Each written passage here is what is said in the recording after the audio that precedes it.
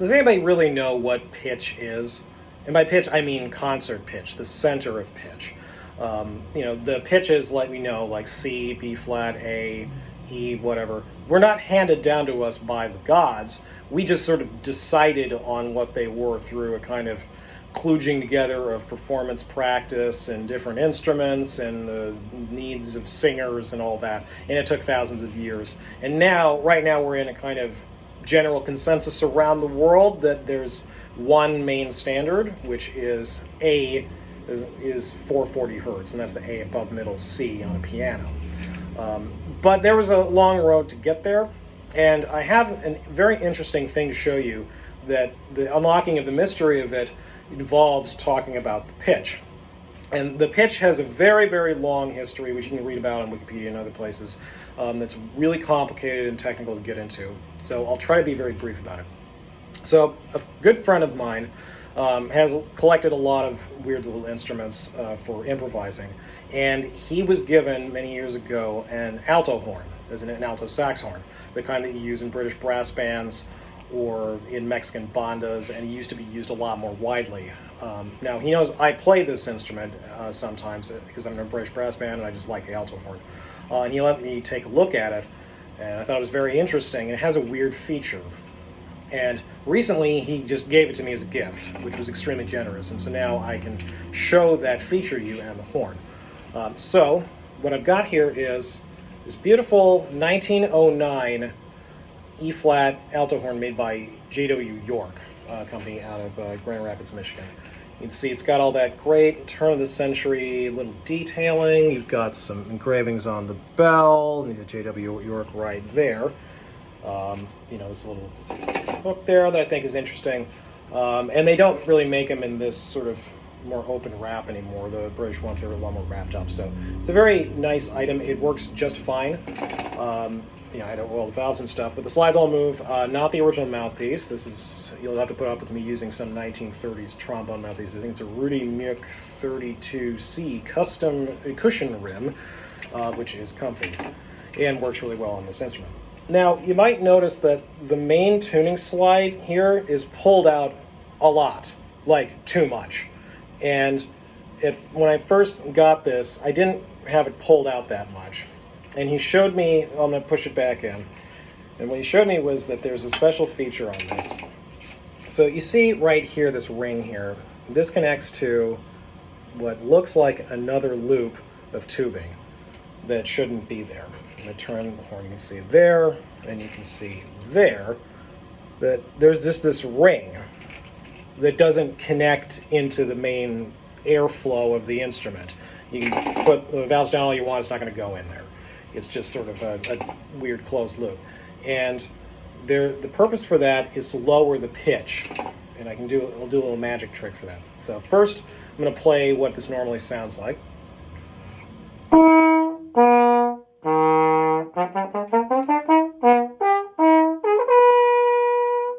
it sounds roughly in E flat. So I'm going to do the little magic trick. Take out the main tuning. You pull the ring here. And I'm trying to do this at an angle, so you can see it came out of there. And now there's this little triform thing where there's a tuning slide. You put this in at an angle. Okay, so now it's at an angle, and you got now this and this. And you put the tuning slide back in there. And voila, you have extended the pipe of the instrument by a few inches.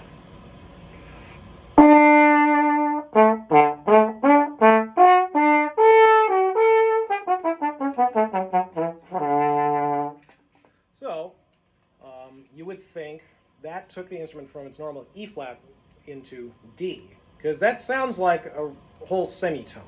It might actually be more of that.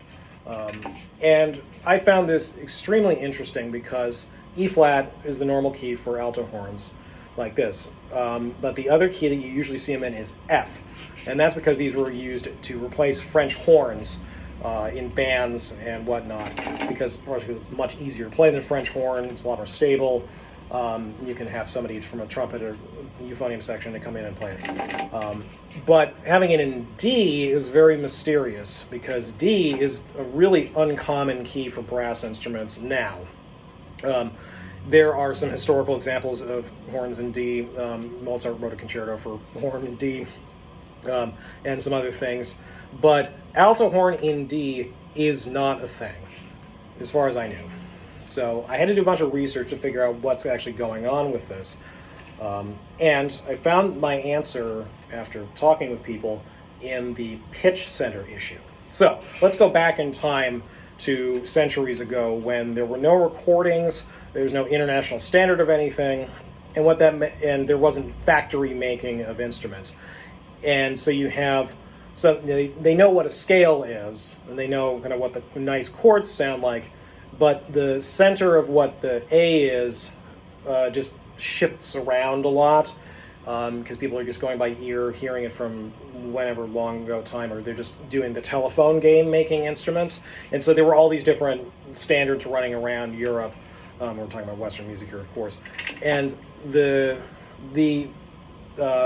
more people who were playing music meant there were more standards, and then the standards kind of kludged together, and then they started going up or going down depending for different reasons.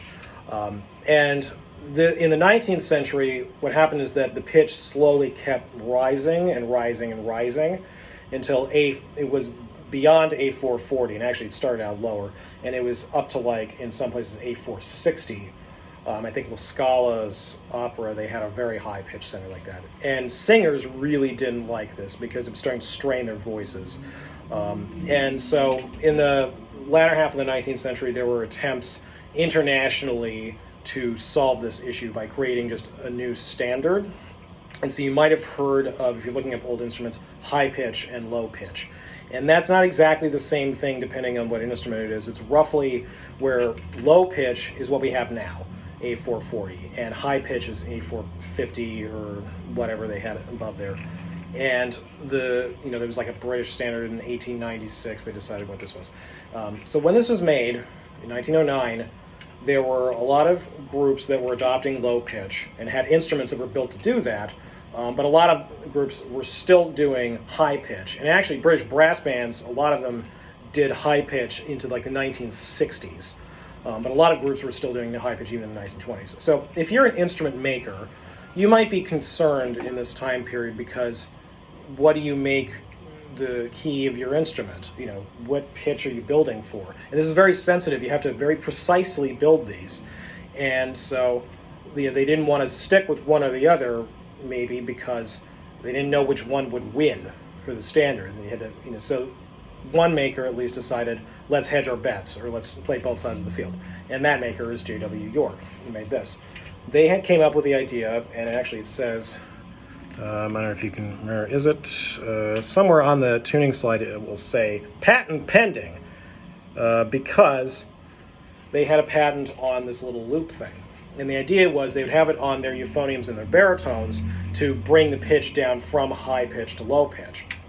Now, on this instrument, it's the same idea, though people have posited when I asked about this that it's actually really hard to make a loop small enough but also usable, so we would only do it from high pitch to low pitch, and it just sounds like a semitone.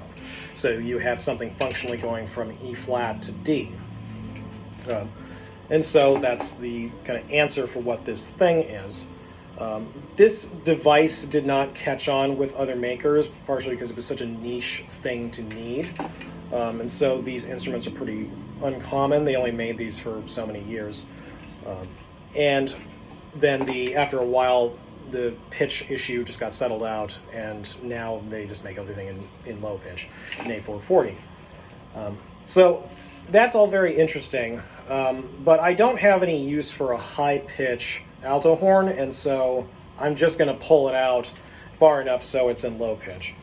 So I'm going to put it back into E flat and kind of show you what the difference is between where it was sitting normally and where I want it to sit to be usable today. So normally, you have it up here.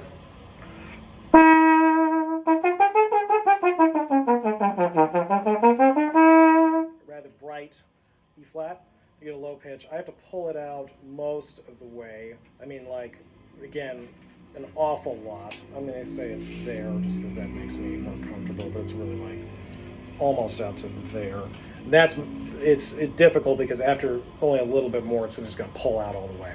But suddenly you have a low pitch. Yeah,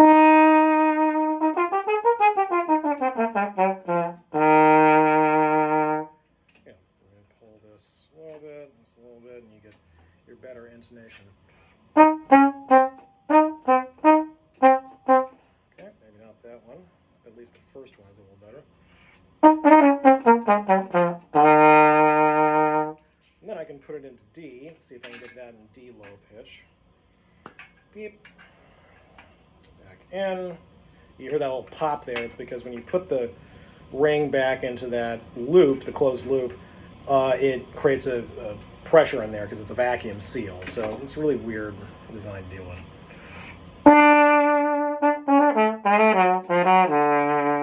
This is definitely going to pull out a little bit. Yep. All right.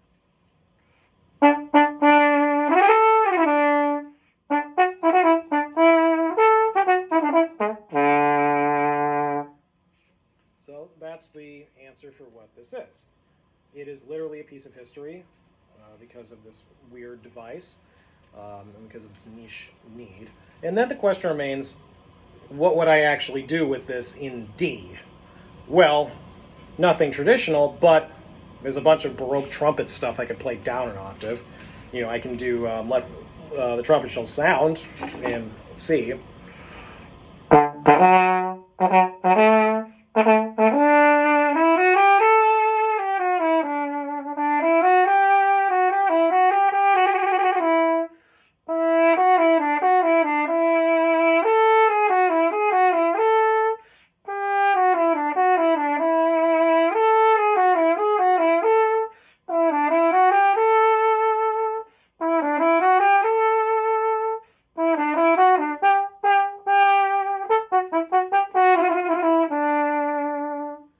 So that's pretty fun. But I don't know, maybe I'll make a D video with it or learn that Mozart concerto in D that Sussmayer finished. I was reading about that, and the funny thing is in the original manuscript, Mozart, in his sketches for the second movement, he had some horrible scatological insult for the soloist. Mozart's wacky. Horns are wacky. But I really like this. It's a beautiful, very rare instrument in great condition. So I'm very, very thankful to my friend for giving this to me. I'm letting it get some new life. And it's been very fun telling you about it. So thank you so much.